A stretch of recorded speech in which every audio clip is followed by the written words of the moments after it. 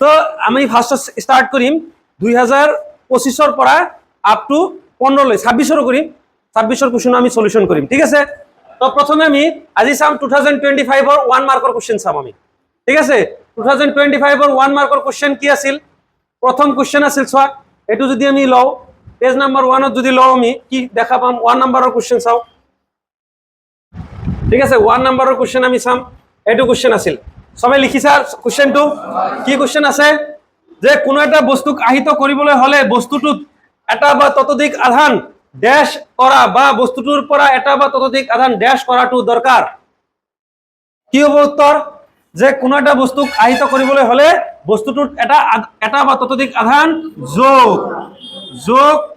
যোগ কৰা বা বস্তুটোৰ পৰা এটা বা ততোধিক আধান আঁতৰ কৰাটো। নেক্সট কোশ্চেন চাম আমি, এটো 2000 কিমান আছিল 15 আছে 25 এতিয়া চাম আমি 24 অনলি 1 মাৰ্কৰ কোশ্চেনটো চাই আছো আজি ঠিক আছে। 1 মাৰ্কৰ কোশ্চেনটো চাই আছো আৰু সবে পাৰিব লাগিব কিন্তু দেই। 24 চন 2024 চন মনত ৰাখিবা, এটো 2024 চন সবে লিখা 2024 1 নম্বৰৰ কোশ্চেন চোৱা কি কৈছে কোশ্চেনটো। পৃথিৱীলৈ আধান সৰবৰাহ কৰা প্ৰক্ৰিয়াক ড্যাশ বুলি কোৱা হয়। কি বুলি কোৱা হ'ব? আৰ্থিং। পৃথিৱীলৈ আধান সৰবৰাহ প্ৰক্ৰিয়াটো কি বুলি কোৱা হ'ব? আৰ্থিং। মই ইংৰাজীত লিখি দিছো, অসমীয়াতো লিখিব পাৰা। পৃথিৱীলৈ আধান সৰবৰাহ প্ৰক্ৰিয়াটোক আৰ্থিং বুলি কোৱা হয়। নেক্সট 2000 কে কিমান 2023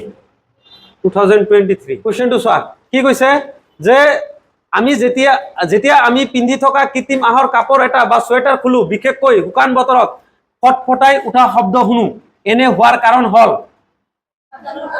আধানৰ ক্ষৰণ। এটো হ'ব কি? এটো হ'ব আধানৰ ক্ষৰণ। আধানৰ ক্ষৰণ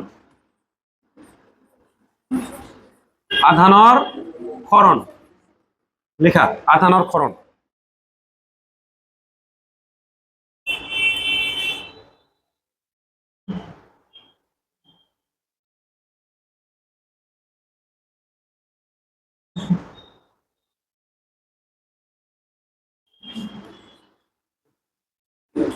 আধানৰ ক্ষৰণ তাৰপিছত কি বুলি কোৱা হ'ব? এইটো তলত দিয়া গাণিতিক প্ৰকাশ ৰাশিটোক ড্যাশৰ নীতি বুলি কোৱা হয়। কি বুলি জনা যায়?